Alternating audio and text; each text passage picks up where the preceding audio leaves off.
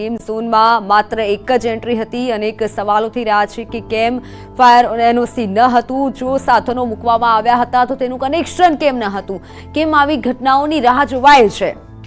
એસઆઈટીની રચના કરી દેવામાં આવી છે, તપાસ થશે, કડક કાર્યવાહી રાતથી જ શરૂ કરવામાં આવી છે, પણ જે થવું જોઈએ તે આવી ઘટના પહેલા થવું જોઈએ જેથી કરી આવી ઘટના ન બને। હર્ષ સંઘવી પણ હાલ મુખ્યમંત્રી સાથે હાજર છે, પરિસ્થિતિનું નિરીક્ષણ કરી રહ્યા છે, તમામ જે ઇજાગ્રસ્તો છે તેમના હાલચાલ પૂછી રહ્યા છે। ગઈકાલે સહાયની પણ જાહેરાત કરવામાં આવી છે, પરંતુ જે ગયા છે તે હવે ક્યારેય નહીં આવે। આ આક્રંદ તમે જોઈ રહ્યા છો। ઘણા એવા લોકો છે કે જે ત્યાં જોબ કરી રહ્યા હતા, કામ અર્થે ગયા હતા। એક યુવાન કે જેનો તો પહેલો દિવસ હતો, 20 વર્ષનો એ યુવાન કે જેનો પહેલો દિવસ હતો, એક દીકરી 20 વર્ષની કે જે ત્યાં નોકરી કરતી હતી, નજીકમાં ત્યાં રહેતી હતી, તેની જે બહેન છે તે આક્રંદ કરી રહી છે, મારી આશાને પાછી લાવો તેવું કહી રહી છે, એટલે પોતાની બહેનને પાછી બોલાવે છે, પરંતુ જે ગયું છે તે હવે ક્યારેય નથી આવવાનું, તે આપણે સૌ કોઈ જાણીએ છીએ।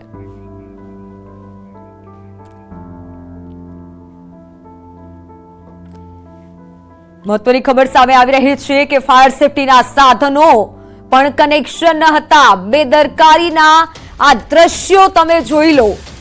એનઓસી વગર જ ગેમ ઝોન ચાલતું હતું, એટલે કે સાધનો મૂકવામાં આવ્યા હતા પરંતુ તેમાં કનેક્શન જ ન હતું અને આ ગેમ ઝોન ચાલતું હતું અને ધમધમતું હતું અને પાછું ત્યાં ઓફર મૂકવામાં આવી હતી। બેદરકારીના દ્રશ્યો તમે જ જોઈ લો કે જ્યાં તમામ પ્રકારના સાધનો તો રાખવામાં આવ્યા છે પરંતુ કનેક્શન નથી। આ શોભાના ગાંઠિયા સમાન આ સાધનો રાખવામાં આવ્યા છે અને આવી ઘટનાઓની રાહ જોવાય છે। જ્યારે કોઈ નવો મોલ કે કોઈ જગ્યા બનતી હોય છે ત્યારે ફાયર સેફટીના સાધનો જરૂરી હોય છે, એનઓસી તેનું લેવાનું હોય છે, એનઓસીની મંજૂરી આપવામાં આવે ત્યારબાદ જ તેને શરૂ કરવાનું હોય છે અને આ ઘટનામાં આ જગ્યાએ ટીઆરબી મોલમાં આ સાધનો તો મૂકવામાં આવ્યા છે પરંતુ કનેક્શન જ નથી। ન્યૂઝ 18 ગુજરાતી પર તેના દ્રશ્યો તમે જોઈ શકો છો। આ જવાબદાર સાધનો છે, કારણ કે એક હોપ હોય છે, આવી જે ઘટના થાય છે ત્યારે એક એવી આશા હોય છે કે જ્યારે ફાયરના સાધનો હોય તો તેને આગથી બુઝાવી શકાય, પરંતુ સાધનો છે પરંતુ કનેક્શન નથી। ફાયર એનઓસી જ નહોતું લેવામાં આવ્યું। આ જે 3 માળનો મોલ હતો તે ધમધમી રહ્યો હતો, 99 રૂપિયાની ટિકિટ રાખવામાં આવી હતી અને 28 લોકોના જીવ લઈ લીધા છે। એનઓસી વગર જ આ મોલ, આ ગેમ ઝોન ધમધમી રહ્યો હતો। ફાયર સેફટીના સાધનો વગર જ, સાધનો તો હતા પરંતુ તેમાં કનેક્શન જ ન હતું। તમે આ જે દ્રશ્યો જોઈ રહ્યા છો જેમાં સાધનો તો રાખવામાં આવ્યા છે પરંતુ કનેક્શન કોઈ પ્રકારનું નહોતું રાખવામાં આવ્યું અને તેની પણ કોઈને જાણ નથી। બેદરકારીના આ લાઈવ દ્રશ્યો છે, આ જે બેદરકારી છે તમે જોઈ રહ્યા છો અને આ બેદરકારીએ 28 લોકોનો જીવ લીધો છે।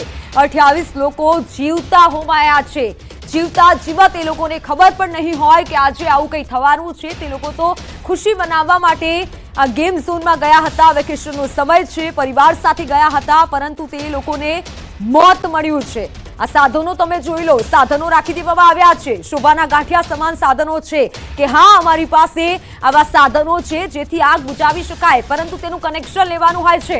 સંચાલકોને કદાચ એ જ નહીં ખબર હોય।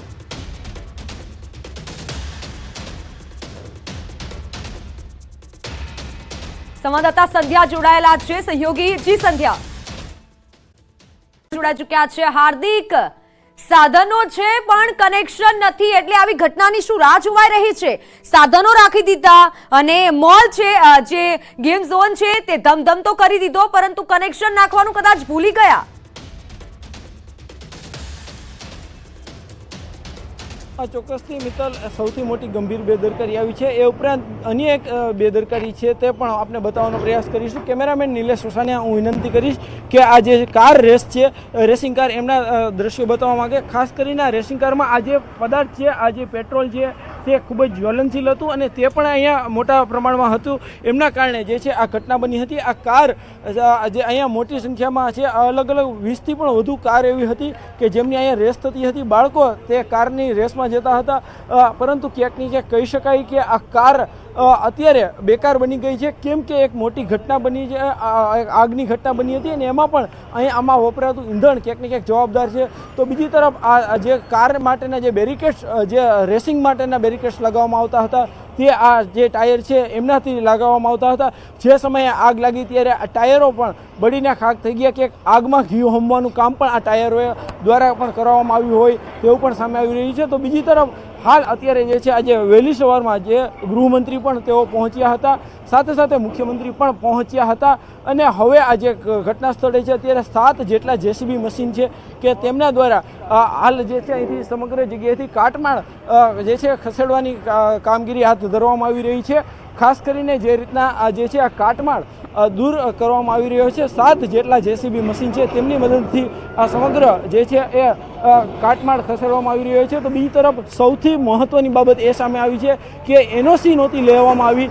આ જે છે છેલ્લા 3 વર્ષથી અહીંયા ટીઆરપી ગેમ ઝોન ધમધમતું હતું, સંચાલકો દ્વારા જે છે તે અહીંથી જે છે એ કહી શકાય કે એનઓસી નહોતી લીધી, આમ છતાં પણ ફાયર વિભાગ દ્વારા તેમની સામે કેમ કોઈ એક્શન નહોતા લેવામાં આવ્યા। બીજી સૌથી મોટી જે છે એ ઘટનાની વાત કરવામાં આવી તો આજે આ સ્ટ્રક્ચર હતું તે 3 માળનું હતું, પરંતુ માત્ર પતરા અને લોખંડની પ્લેટના આધારે હતું, તેમાં પણ માત્ર એક જ એક્ઝિટ પોઈન્ટ હતો। એમના કારણે જે સમયે આગ લાગી એ સમયે જે છે એ લોકો બહાર ન નીકળી શક્યા, એ માત્ર એક જ એક્ઝિટ પોઈન્ટ હતો, એમના કારણે જે છે બહાર નીકળતી વખતે પણ ક્યાંક ને ક્યાંક અફડાતફડી મચી ગઈ હતી।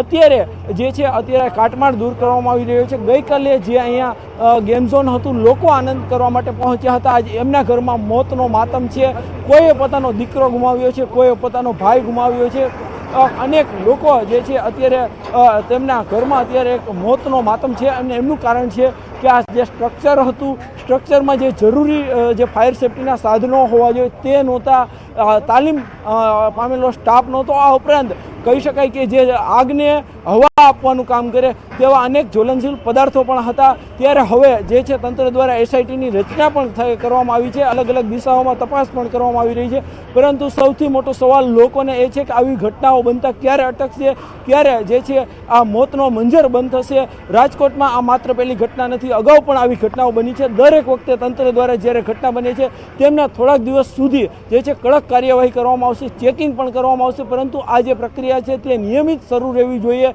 એમના બદલે જે છે થોડા દિવસ બાદ લોકો પણ ભૂલી જશે, ક્યાંક ને ક્યાંક તંત્ર પણ ભૂલી જશે અને ફરી વખત આવી ઘટના બનશે ત્યારે લોકોની એક જ માંગ છે કે હવે અમારે કોઈ જ કડક કાર્યવાહીની વાત નથી સાંભળવી, બીજી વખત આવી ઘટના ન બને તે માટેની નક્કર કાર્યવાહી જોઈએ છે, નક્કર રણનીતિ જોઈએ, નક્કર જે છે નીતિ હોવી જોઈએ, એવા નિયમો હોવા જોઈએ કે આવા લોકો સામે જે છે કાર્યવાહી થાય, તેમને કડકમાં કડક સજા થાય। અત્યારે પણ જે સંચાલકો છે તેમને ફાંસીની સજા થાય તેવી લોકોની માંગ છે, લોકોમાં પણ ક્યાંક ને ક્યાંક આક્રોશ જોવા મળી રહ્યો છે। બિલકુલ બિલકુલ હાર્દિક, અને આક્રોશ હોવાનો જ કારણ કે પોતાના સ્વજનનો જીવ ગયો છે, કોઈકનો દીકરો ગયો છે, તે લોકો તો ખુશી મનાવવા માટે ગયા હતા અને સામે મોત મળ્યું છે। વિગત એવી હાર્દિક સામે આવી છે કે એન્ટ્રી અને એક્ઝિટ માટે એક જ રસ્તો હતો, એટલે આ પણ એક ગંભીર બેદરકારી થઈ શકાય, કારણ કે કંઈક મોટું થાય તો લોકો નીકળી ક્યાંથી શકે?